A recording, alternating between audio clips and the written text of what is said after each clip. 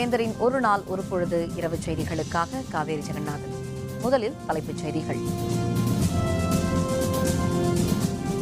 கர்நாடகத்தில் அனைத்து கட்சி கூட்டம், உச்சநீதிமன்ற உத்தரவு பற்றி ஆலோசனை. காஷ்மீர் பிரிவினைவாத தலைவர்களை ஒடுக்க மத்திய அரசு முடிவு, சலுகைகளை திரும்பப் பெற திட்டம். உத்தரப்பிரதேசத்தில் இருந்து தில்லிக்கு மகா யாத்திரை, ராகுல் காந்தி தொடங்கினார்.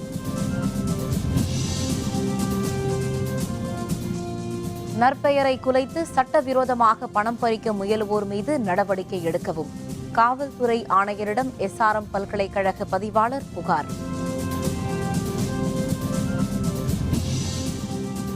உள்ளாட்சி தேர்தலில் 5.81 கோடி வாக்காளர்கள், தமிழக தலைமை தேர்தல் அலுவலர் தகவல். காவிரியில் நீர் திறக்க வேண்டும் என்ற உச்சநீதிமன்றத்தின் உத்தரவு பற்றி ஆலோசிக்க கர்நாடகத்தில் அனைத்து கட்சி கூட்டம் நடைபெற்றது.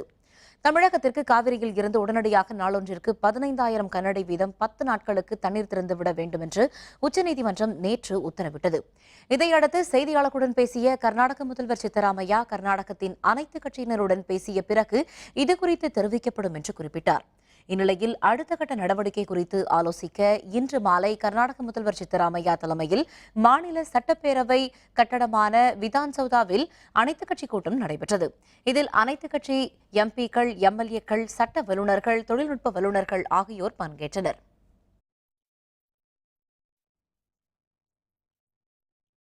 தமிழகத்திற்கு காவிரியில் இருந்து தண்ணீர் திறந்துவிடக் கோரும் உச்சநீதிமன்ற உத்தரவிற்கு எதிர்ப்பு தெரிவித்து கர்நாடக மாநிலத்தின் பல பகுதிகளிலும் சாலை மறியல் போராட்டங்கள் நடத்தப்பட்டன. காவிரியில் தமிழகத்திற்கு தண்ணீர் திறக்க கோரும் உச்சநீதிமன்ற உத்தரவிற்கு கர்நாடக மாநிலத்தில் உள்ள கன்னட அமைப்புகள் உள்பட பல்வேறு அமைப்பினர் எதிர்ப்பு தெரிவித்து வருகின்றனர். இதனையடுத்து மாநிலத்தின் பல பகுதிகளிலும் சாலை மறியல் போராட்டங்களும் வாகனங்களை கல்வீசி தாக்கும் போராட்டமும் நடத்தப்பட்டது. சாலைகளில் டயர்களை தீயிட்டு எரித்தும் திரளானோர் போராட்டத்தில் ஈடுபட்டனர். இந்த போராட்டங்களால் கர்நாடகம் முழுவதும் இயல்பு நிலை பாதிக்கப்பட்டுள்ளது.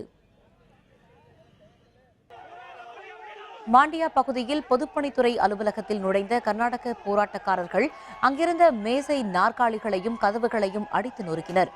அவர்களை காவல்துறையினர் தடுத்ததால் தள்ளுமுள்ளு ஏற்பட்டது. இதனிடையே வன்முறை அதிகரித்து வருவதால் மாண்டியாவில் மேலும் 2 நாட்களுக்கு பள்ளி கல்லூரிகளுக்கு விடுமுறை அளிக்கப்பட்டுள்ளது.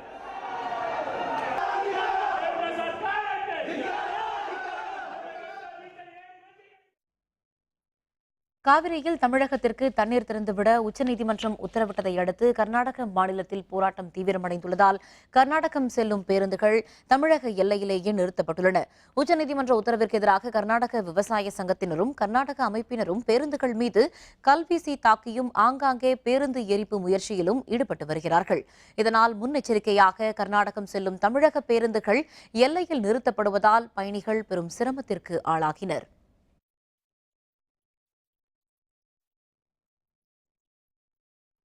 காஷ்மீர் பிரிவினைவாத தலைவர்களை ஒடுக்க மத்திய அரசு முக்கிய முடிவுகளை எடுத்துள்ளது. காஷ்மீரில் அமைதி திரும்ப அனைத்துக் கட்சி குழுவுடன் அங்கு சென்ற மத்திய உள்துறை அமைச்சர் ராஜ்நாத் சிங் இன்று பிரதமரை சந்தித்து காஷ்மீர் நிலவரம் பற்றி விளக்கினார். பின்னர் அமைதி பேச்சுவார்த்தைக்கு முன்வராத பிரிவினைவாத தலைவர்களை ஒடுக்க ஆலோசனை நடத்தப்பட்டது. அதில் முதற்கட்டமாக பிரிவினைவாத தலைவர்களின் வெளிநாட்டு பயணத்திற்கு தடை விதிப்பது, அவர்களின் அமைப்புகளுக்கு வரும் நிதியை கண்காணிப்பது, அவர்களுக்கு அளிக்கப்பட்டு வரும் Z பிரிவு பாதுகாப்பை திரும்பப் பெறுவது என்ற திட்டங்கள் ஆலோசிக்கப்பட்டன.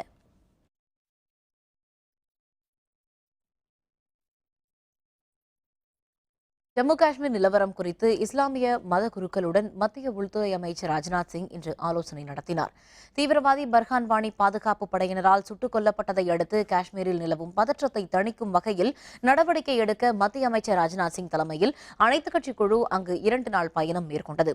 பேச்சுவார்த்தைக்கு பிரிவினைவாதிகள் மறுத்துவிட்ட நிலையில் அனைத்துக் கட்சி குழு நேற்று இந்தியா திரும்பியது. இந்த நிலையில் இன்று தில்லியில் இஸ்லாமிய மத குருக்கள் குழுவை சந்தித்த ராஜ்நாத் சிங் காஷ்மீரில் அமைதியை நிலைநாட்டுவது குறித்து அவர்களுடன் ஆலோசனை நடத்தினார்.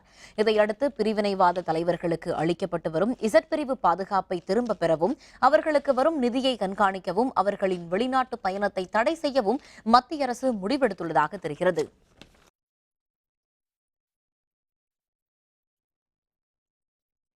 விரைவில் நடைபெறவுள்ள உள்ளாட்சித் தேர்தலில் 5,81,40,954 பேர் வாக்களிக்க இருப்பதாக தமிழக தலைமை தேர்தல் அலுவலர் ராஜேஷ் லக்கானி தெரிவித்துள்ளார்.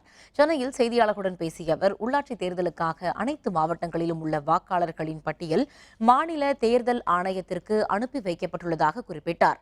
இதன்படி மாநிலத்தில் ஆண் வாக்காளர்கள் 2,88,27,134 பேரும், பெண் வாக்காளர்கள் 2,93,922,222 பேரும் உள்ளதாக தெரிவித்தார்.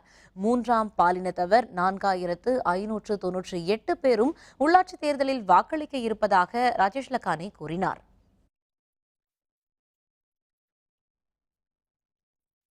சன் டிவி நிறுவனரான கலாநிதி மாறன், முன்னாள் மத்திய அமைச்சர் தயாநிதி மாறன் ஆகியோருக்கு எதிரான ஏர்செல் மேக்சிஸ் ஒப்பந்த முறைகேடு வழக்கில் விசாரணை வரும் செப்டம்பர் மாதம் 17ஆம் தேதிக்கு ஒத்திவைக்கப்பட்டுள்ளது. மத்திய அமைச்சராக தயாநிதி மாறன் இருந்தபோது சென்னையைச் சேர்ந்த தொழிலதிபர் சிவசங்கரனை மிரட்டி அவரது ஏர்செல் நிறுவன பங்குகளை மலேசியாவைச் சேர்ந்த 2 நிறுவனங்களுக்கு விற்க வைத்ததாக புகார் எழுந்தது.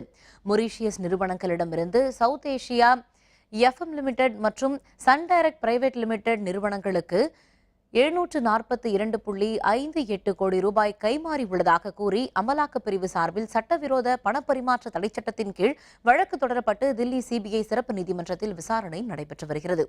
மேலும் வழக்கில் சிக்கியுள்ள தயாநிதி மாறன், கலாநிதி மாறன் மற்றும் அவரது மனைவி காவேரி கலாநிதி மாறன் ஆகியோர் ஏற்கனவே தில்லி சிபிஐ சிறப்பு நீதிமன்றத்தில் ஆஜராகி முன்ஜாமீன் கோரி மனு தாக்கல் செய்திருந்தனர். இந்த வழக்கை சிபிஐ நீதிமன்றத்தில் நடத்தக்கூடாது என மாறன் தரப்பும், நடத்த வேண்டும் என சிபிஐ தரப்பும் சிபிஐ நீதிமன்றத்தில் வலியுறுத்தி வருகிறது. இதனிடையே இந்த வழக்கை செப்டம் ஊழல் வழக்குகளுக்கான தில்லி சிபிஐ தனி நீதிமன்றம் விசாரிக்க கூடாது என்று தயாநிதி மாறன் உள்ளிட்டோர் மனு தாக்கல் செய்தனர். இந்த மனு மீது இன்று உத்தரவு பிறப்பிக்கப்படும் என்று எதிர்பார்க்கப்பட்ட நிலையில் இந்த வழக்கின் விசாரணை வரும் 17ஆம் தேதிக்கு ஒத்திவைப்பதாக நீதிபதி ஓ பி சைனி தெரிவித்தார். எஸ்ஆர்எம் பல்கலைக்கழகத்தின் நற்பெயரை குலைக்கவும், சட்டவிரோதமாக மிரட்டி பணம் பறிக்கவும் முயலுவோர் மீது நடவடிக்கை எடுக்க வேண்டும் என்று சென்னை மாநகர காவல்துறை ஆணையரிடம் பல்கலைக்கழகத்தின் பதிவாளர் என் சேதுராமன் புகார் செய்துள்ளார். இது தொடர்பாக இன்று காலையில் காவல்துறை ஆணையர் அலுவலகத்தில் புகார் மனு ஒன்றை பதிவாளர் சேதுராமன் அளித்துள்ளார். கடந்த 40 ஆண்டுகளாக பொறியியல், மருத்துவம், கலை, சட்டம் மற்றும் மேலாண்மை கல்வியை உயர்தரத்தில் எஸ்ஆர்எம் பல்கலைக்கழகம் வழங்கி வருவதாக தெரிவித்துள்ள பதிவாளர் சேதுராமன், ஆனால் பல்கலைக்கழகத்தின் நிறுவனர் வேந்தரும் இந்திய ஜனநாயக கட்சியின் நிறுவனர் தலைவருமான டாக்டர் பாரிவேந்தர், துரதிருஷ்டவசமாக ஜெயச்சந்திரன் என்பவரும் மேலும் சிலரும் அளித்த புகாரின் பேரில் சட்ட நடவடிக்கையை எதிர்கொள்ள நேரிட்டுள்ளதாக குறிப்பிட்டுள்ளார். மதன் என்பவர் எஸ்ஆர்எம் பல்கலைக்கழக கல்லூரிகளில் மருத்துவ சீட் பெற்றுத் தருவதாக பொய் வாக்குறுதி அளித்து பெரிய தொகைகளை பல மாணவர்களின் பெற்றோரிடம் பெற்றுக்கொண்டு தற்போது பணத்துடன் தலைமறைவாகிவிட்டதாக கருதப்படும் நிலையில் இந்திய ஜனநாயக கட்சியின் துணை பொதுச் செயலராக இருந்த மதன் கட்சி நிறுவனருடன் அப்போது இருந்த அறிமுகத்தை தவறாக பயன்படுத்தி செய்த மோசடியில் பல்கலைக்கழக நிறுவனரை குற்ற வழக்கில் சிக்க வைத்துள்ளார் என்றும் சேதுராமன் குறிப்பிட்டுள்ளார். எனினும் சட்ட ரீதியாக வழக்கை எதிர்கொண்டு வரும் டாக்டர் பாரிவேந்தர் சட்டத்தின் முன் குற்றமற்றவர் என்பதை நிரூபிப்பார் என்று தெரிவித்துள்ள பதிவாளர், இந்த வழக்கின் விசாரணைக்கு டாக்டர் பாரிவேந்தர் முழு ஒத்துழைப்பு அளித்து வருவதாகவும், குற்றச்சாட்டுகளை மறுத்து வருவதுடன் இந்த வழக்கில் பிணை வழங்கப்பட வேண்டிய நிலையில் நீதிமன்றத்தில் 69 கோடி ரூபாயை வைப்பு தொகையாக அளிப்பதாக எஸ்ஆர்எம் பல்கலைக்கழகம் தெரிவித்துள்ளது என்று குறிப்பிட்டுள்ளார். தற்போதைய சூழ்நிலையை தங்களுக்கு சாதகமாக பயன்படுத்தி சில சமூக விரோதிகளும் தொழில் போட்டியாளர்களும் பொய்யான புகார்களை அளிப்பதன் மூலம் பல்கலைக்கழகத்தை பல்வேறு வழிகளில் மிரட்டி பணம் பறிக்க முயற்சி மேற்கொண்டுள்ளதாகவும் புகாரில் தெரிவித்துள்ள சேதுராமன், எஸ்ஆர்எம் பல்கலைக்கழகம் மற்றும் அதன் நிறுவனர் பாரிவேந்தர், அவருடைய மகன் ரவி பச்சமுத்து ஆகியோரின் நற்பெயருக்கு களங்கம் ஏற்படுத்த சுயநலமிக்க தனிநபர்கள் மற்றும் தொழில் போட்டியாளர்கள் ஜோடிக்கப்பட்ட புகார்களை அளித்து வருவதாகவும் குறிப்பிட்டுள்ளார். ஏற்கனவே உயர்நீதிமன்றத்தால் முடித்து வைக்கப்பட்ட அல்லது தள்ளுபடி செய்யப்பட்ட பிரச்சனைகளில் தொடர்புடையவர்கள் உள்நோக்கத்துடன் மீண்டும் புகார் செய்ய வருவதுடன் போட்டியாளர்களாக உள்ள மீடியாக்களின் கவனத்தை கவரவும், எஸ்ஆர்எம் பல்கலைக்கழகத்தின் நற்பெயருக்கு களங்கம் ஏற்படுத்தவும் சிவில் வழக்காக ஏற்கனவே பதிவானவற்றை மிரட்டி பணம் பறிக்கும் நோக்கத்தில் குற்றவியல் வழக்காக மாற்றி வருவதாகவும் தனது புகாரில் சேதுராமன் தெரிவித்துள்ளார். இவர்களை போன்றவர்களை சில போட்டி ஊடகங்கள் தங்களுக்கு சாதகமாக பயன்படுத்திக் கொள்வதாக புகார் மனுவில் குறிப்பிட்டுள்ள சேதுராமன், வழக்கு தொடர்பாக எஸ்ஆர்எம் பல்கலைக்கழகமும் அதன் வேந்தரும் விசாரணை அமைப்புகளுக்கு முழு ஒத்துழைப்பு வழங்கி வரும் நிலையில் நிலுவையில் உள்ள சட்டவிரோத புகார்கள் மற்றும் புதிதாக புகார் தருவோர் மீது சென்னை காவல்துறை ஆணையர் அலுவலகம் தேவையான நடவடிக்கை எடுக்க வேண்டும் என வலியுறுத்தியுள்ளார். எதிரிகள், தொழில் போட்டியாளர்கள் மற்றும் சமூக விரோதிகள் மீது நடவடிக்கை எடுக்கப்படாவிட்டால் பணம் பறிக்கும் ஒரே நோக்கத்துடன் SRM பல்கலைக்கழகம் மற்றும் அதன் நிறுவனர்களை மிரட்டுவது தொடரும் என அச்சப்படுவதாகவும் பல்கலைக்கழக பதிவாளர் சேதுராமன் தனது புகாரில் தெரிவித்துள்ளார்.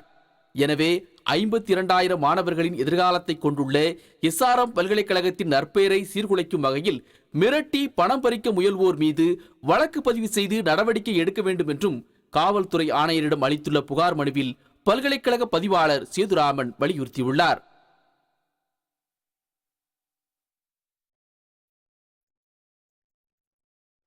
சென்னை மாநகர காவல்துறை ஆணையரிடம் புகார் அளித்த பின்னர் செய்தியாளர்களுடன் பேசிய SRM பல்கலைக்கழக பதிவாளர் சேதுராமன் புகாரின் மீது உரிய நடவடிக்கை எடுப்பதாக காவல்துறை ஆணையர் உறுதியளித்ததாக தெரிவித்தார். SRM பல்கலைக்கழகத்தை சில பேர் மிரட்டுகின்ற பாணியிலே வந்து முடிந்த கேஸை மீண்டும் எடுத்துக்கொண்டு வந்து பணம் பறிக்கும் நோக்கத்திலே மிரட்டுகின்றார்கள். அவர்கள் மீது நடவடிக்கை எடுக்க வேண்டும் என்று ஆணையரை வேண்டிக் கொண்டேன். அதில் உள்ள புகாரின் அடிப்படையில் நிச்சயமாக உரிய நடவடிக்கை எடுக்கப்படும் என்று கூறினார். தனியார் கயிறு ஆலையில் தீ விபத்து, 1 கோடி ரூபாய் மதிப்பிலான பொருட்கள் எரிந்து நாசம். விவரம் விளம்பர இடைவேளைக்கு பிறகு.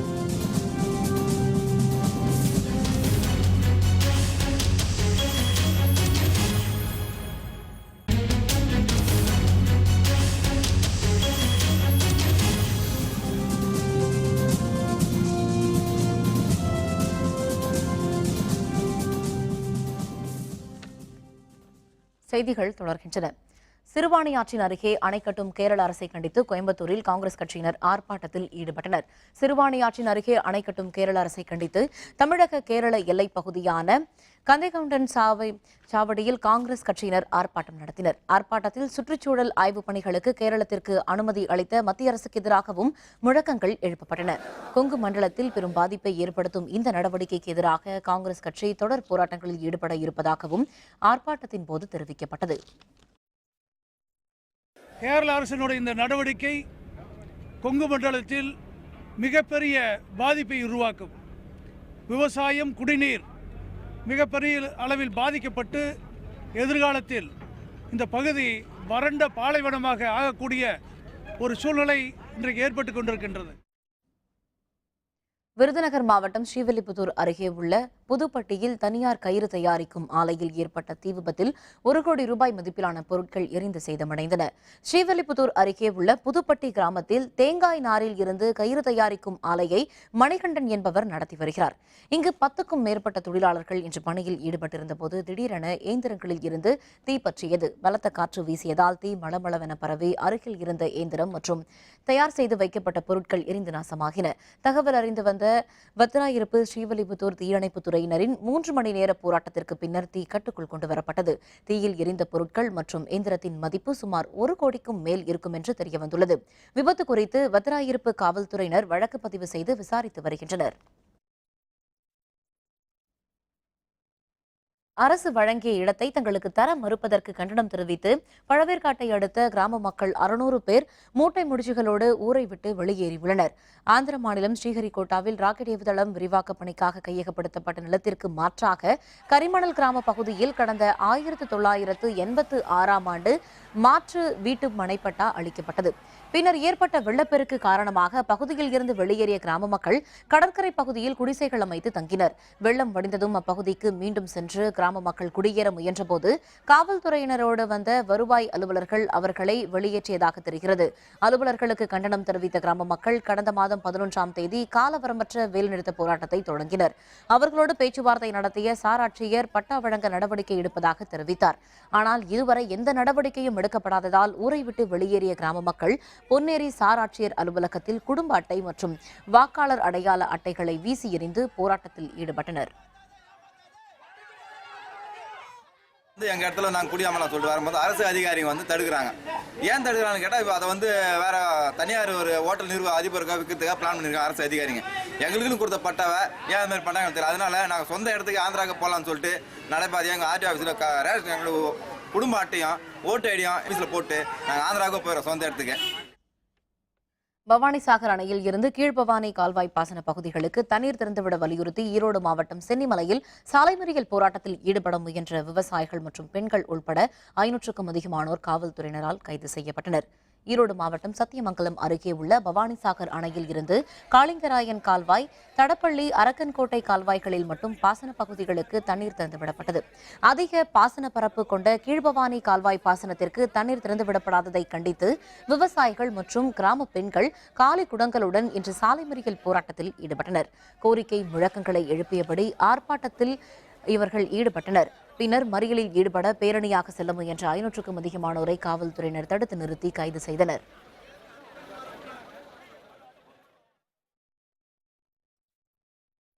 பொய் புகாரின் பேரில் கைது செய்யப்பட்ட டாக்டர் பாரிவேந்தர் விடுதலைக்காக வேண்டி இந்திய ஜனநாயக கட்சியினர் சார்பில் ஆலங்குடி அருள்மிகு குரு பகவான் சன்னதியில் சிறப்பு பூஜைகள் நடைபெற்றன. திருவாரூர் மாவட்டம் ஆலங்குடியில் உள்ள அருள்மிகு ஆபத்சகேஸ்வரர் கோவிலில் உள்ள குரு பகவான் தனி சந்நிதியில் சிறப்பு அபிஷேக ஆராதனையும் டாக்டர் பாரிவேந்தர் பெயரில் அர்ச்சனைகளும் செய்யப்பட்டன. இந்திய ஜனநாயக கட்சியின் பொதுச் செயலர் பி. ஜெயசீலன் தலைமையில் நடைபெற்ற இந்த சிறப்பு பூஜையில் ஏராளமான இந்திய ஜனநாயக கட்சியின் நிர்வாகிகளும் தொண்டர்களும் கலந்து கொண்டனர்.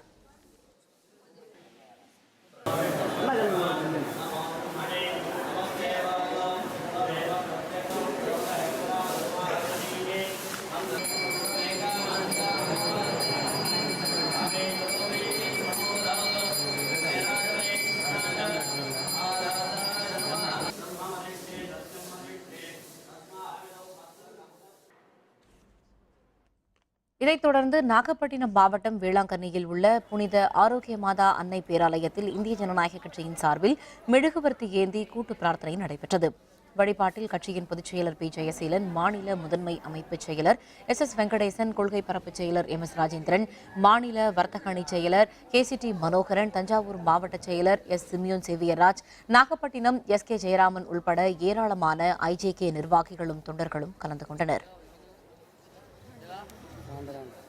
சதிகாரர்கள் பின்னிய வலையில் தொழில் போட்டியாலும் சில நயவஞ்சகக்காரர்களுடைய சூழ்ச்சியாலும் இன்று ஐயா அவர்கள் சிறையில் இருக்கின்றார்கள். தர்மம் இந்த மண்ணில் இருக்கிறது என்றால் நிச்சயமாக ஐயா எந்த களங்கமும் இல்லாமல் வெளியே வர வேண்டும். நிச்சயம் வருவார். அதற்காக ஆண்டவனை வேண்டிக் கொள்வதற்காக இன்று இந்த குரு கோயிலுக்கு வந்திருக்கின்றோம். மதுரை திருப்பரங்குன்றம் அருள்மிகு சுப்பிரமணிய சுவாமி திருக்கோவில் குளத்தில் மீன்கள் இறந்து மிதந்தன. இதனையடுத்து குளத்து நீரை பயன்படுத்த கோவில் நிர்வாகம் தடை விதித்துள்ளது. குளத்திற்கு பாதுகாப்பு கேட்டு காவல்துறையிடம் புகார் அளிக்கப்பட்டுள்ளதாக தெரிவித்துள்ள கோவில் நிர்வாக இணை ஆணையர் செல்லதுரை, தற்பொழுதுள்ள சூழ்நிலையில் சரவண பொய்கையில் உள்ள நீரை குளிப்பதற்கோ குடிப்பதற்கோ பயன்படுத்த வேண்டாம் என்று அறிவுறுத்தியுள்ளனர். மாவட்ட தடயவியல் துறையினர் தண்ணீரை பரிசோதனைக்கு எடுத்துச் சென்றுள்ள நிலையில் தொழில் போட்டி காரணமாக இவ்வாறு நடந்துள்ளதாகவும் குளத்து நீரை மாற்ற கோவில் நிர்வாகம் நடவடிக்கை எடுக்க வேண்டும் என்றும் பக்தர்கள் கோரிக்கை விடுத்துள்ளனர். கோயில் நிர்வாகத்தால் மீன் பிடிப்பதற்கு குத்தகை உரிமம் வழங்கப்பட்டுள்ளது. இதை பிடிக்காத வேண்டாத சில விஷமிகள் இந்த தண்ணீரிலே விஷத்தை கலந்துள்ளார்கள். அரசு உரிய நடவடிக்கை எடுத்து இந்த தண்ணீரை மாற்றி இந்த பகுதி மக்கள் சுகாதாரமாக பயன்படுத்துவதற்கு நடவடிக்கை எடுக்க வேண்டுமாய் இந்த பகுதி மக்களின் சார்பாக கேட்டுக்கொள்கிறோம். திருநெல்வேலியில் மூளைச்சாவு அடைந்த இளைஞரின் சிறுநீரகம், கண் மற்றும் கல்லீரல் ஆகிய உறுப்புகள் தானமாக அளிக்கப்பட்டன. தூத்துக்குடி மாவட்டம் தெய்வசெயல்புரத்தைச் சேர்ந்த சரவணன் புதுக்கோட்டையில் உள்ள தனியார் நிறுவனத்தில் பணியாற்றி வந்தார். இவர் திருநெல்வேலி மாவட்டம் அரியகுளம் பகுதியில் பேருந்துக்காக நின்றபோது இருசக்கர வாகனம் மோதி விபத்து ஏற்பட்டது. இதில் படுகாயமடைந்த சரவணன் பாளையங்கோட்டை அரசு மருத்துவமனையில் அனுமதிக்கப்பட்டார். சிகிச்சையில் முன்னேற்றம் ஏற்படாததால் சரவணன் மூளைச்சாவு அடைந்துவிட்டதாக மருத்துவர்கள் அறிவித்தனர். இதையடுத்து அவரது சகோதரர் பரணி, தாயார் ரங்கநாயகி ஆகியோர் உறுப்பு தானம் செய்ய முன்வந்தனர். விபத்தில் காயமுற்று பாதிக்கப்பட்டதால் இதயம், நுரையீரலை தானமாக அளிக்க இயலவில்லை என அவரது உறவினர்கள் சோகமடைந்தனர். இந்த மாதிரி சீரியஸாக இருக்குது, என்ன செய்யலாம் எது செய்யலாம் கேட்டோம். ஒன்றா என்ன பண்ண முடியுமா, எதுவும் தானம் பண்ணலாமான்னு கேட்டாப்புல. அவங்க வீட்டில் ஏற்கனவே 2 மாமாவுக்கும் கிட்னி இதாகிடுச்சு. இப்படி இருக்கிறதுனால இப்போ பண்ணலாம் பண்ணிடுறோம் அப்படின்னு 6 உருவும் போது ஒரு 6 குடும்பம் நாங்கும் போது நல்லா இருக்கணுங்கிறதுக்காக எங்கள் குடும்பம் நல்லா இருக்கணுங்கிறதுக்காக அவங்க நல்லா இருக்கணுங்கிறதுக்காக தான் செய்கிறோம். நீலகிரி மாவட்டத்தில் நாளை முதல் 3 நாட்களுக்கு விநாயகர் சிலைகள் நீர்நிலைகளில் கரைக்கப்பட உள்ளன. இதையடுத்து 1000 காவலர்கள் பாதுகாப்பு பணியில் ஈடுபட உள்ள நிலையில் உதகையில் காவல்துறையினரின் கொடி அணிவகுப்பு நடைபெற்றது. நீலகிரி மாவட்டத்தில் விநாயகர் சதுர்த்தி விழாவிற்காக இந்த அமைப்புகள் சார்பில் 600க்கும் மேற்பட்ட விநாயகர் சிலைகள் அமைக்கப்பட்டுள்ளன. 3 நாட்கள் நடைபெறவுள்ள விநாயகர் சிலை கரைப்பு நிகழ்ச்சியில் தமிழ்நாடு சிறப்பு காவல் படையினர், உள்ளூர் காவல்துறையினர், ஊர்காவல் படையினர் என 1000க்கும் மேற்பட்ட காவல்துறையினர் பாதுகாப்பு பணியில் ஈடுபட உள்ளனர். இதையொட்டி பொதுமக்களுக்கு நம்பிக்கை ஊட்டும் வகையில் காவல்துறையினர் கொடி அணிவகுப்பு நடைபெற்றது. கொடி அணிவகுப்பை மாவட்ட காவல் கண்காணிப்பாளர் முரளிரம்பா தொடங்கி வைத்தார்.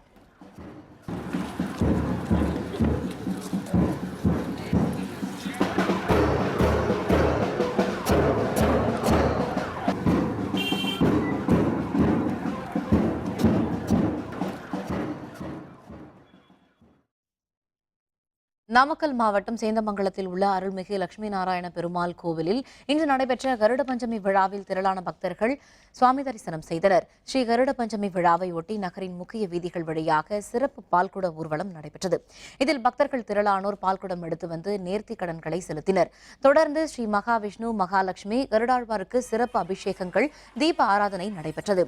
ஸ்ரீவில்லிபுத்தூரில் இருந்து ஆண்டாள் அணிவித்த மாலை கொண்டுவரப்பெற்று லட்சுமி நாராயண பெருமாளுக்கு அணிவிக்கப்பட்டது. இந்த விழாவில் பாரம்பரிய கலை நிகழ்ச்சியான கோலாட்டமும் கேரள வாத்தியங்களும் இசைக்க இளைஞர்கள் முக்கிய வீதிகள் வழியாக ஆடிப்பாடி அணிவகுத்து வந்தனர். பெண்கள் கோலாட்டம் ஆடியும் திருப்பாவை பாடல்களை பாடியபடி வந்தனர். முன்னதாக கருடாழ்வாருக்கு 108 சங்காபிஷேகத்துடன் 108 தாமரை மலர்கள் அணிவித்து சிறப்பு பூஜைகள் நடைபெற்றன.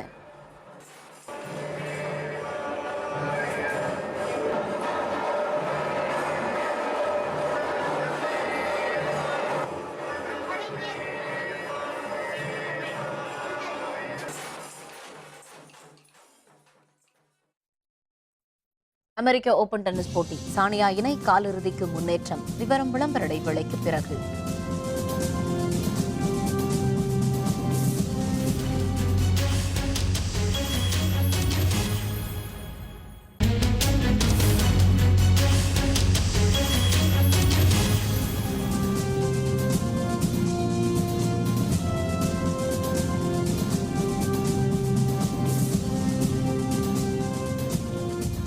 செய்திகள் தொடர்கின்றன. இனி அயலகச் செய்திகள்.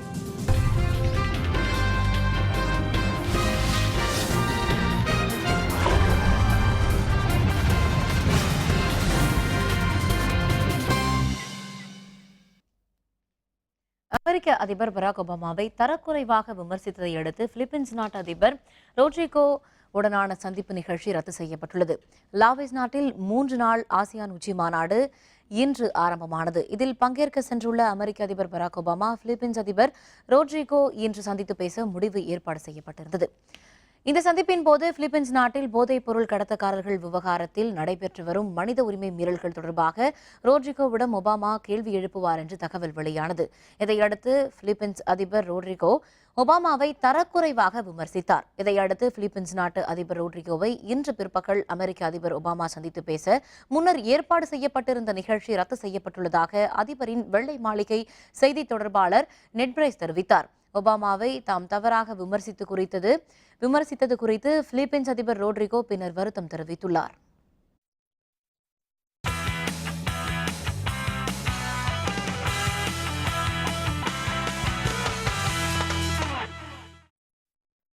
அமெரிக்க ஓபன் டென்னிஸ் மகளிர் இரட்டையர் பிரிவில் இந்தியாவின் சானியா மிர்சா, செக் குடியரசின் பார்போரா ஸ்ட்ரைகோரேவின் இணை காலிறுதிக்கு முன்னேறியுள்ளது. சானியா மிர்சா ஜோடி தங்களது 3வது சுற்றில் அமெரிக்காவின் நிக்கோல் கிப்ஸ், ஜப்பானின் நாகபினோ ஜோடியை 6-4, 7-5 என்ற நேர் செட்களில் தோற்கடித்து காலிறுதிக்கு முன்னேறியது. சானியா மிர்சா பார்போரா ஜோடி கால் இறுதியில் கரோலின் கார்சியா, கிறிஸ்டினா மிலன் டினோவேர் ஜோடியை சந்திக்க உள்ளது. இதனிடையே கலப்பு இரட்டையர் பிரிவில் ரோஹன் போபண்ணா, கேப்ரிலா டாப்க்ரோசி ஜோடி தங்களது காலிறுதி சுற்றில் கொலம்பியாவின் ராபர்ட் ஃபாரா, ஜெர்மனியின் அனாலீனா இணையிடம் 6-1, 2-6, 8-10 என்ற செட் கணக்கில் தோல்வியடைந்தது.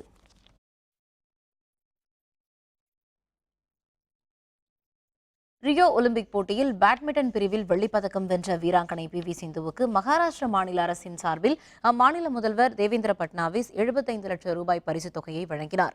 மும்பையில் மகாராஷ்டிர மாநில பேட்மிண்டன் சங்கம் சார்பில் நடந்த விழாவில் கலந்து கொண்ட அம்மாநில முதல்வர் தேவேந்திர பட்னாவிஸ் சிந்துவிற்கு பாராட்டு தெரிவித்தார்.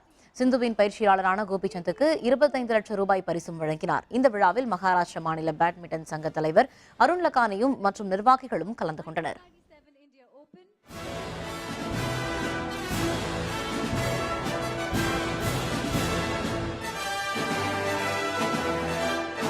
The token of appreciation is 75 lakhs from the government of Maharashtra.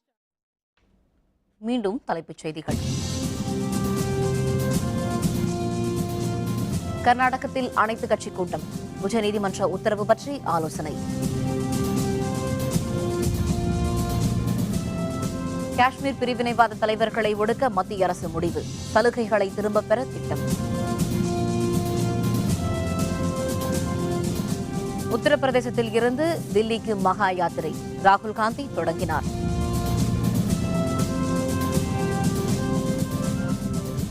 நற்பெயரை குலைத்து சட்டவிரோதமாக பணம் பறிக்க முயலுவோர் மீது நடவடிக்கை எடுக்கவும் காவல்துறை ஆணையரிடம் SRM பல்கலைக்கழக பதிவாளர் புகார்.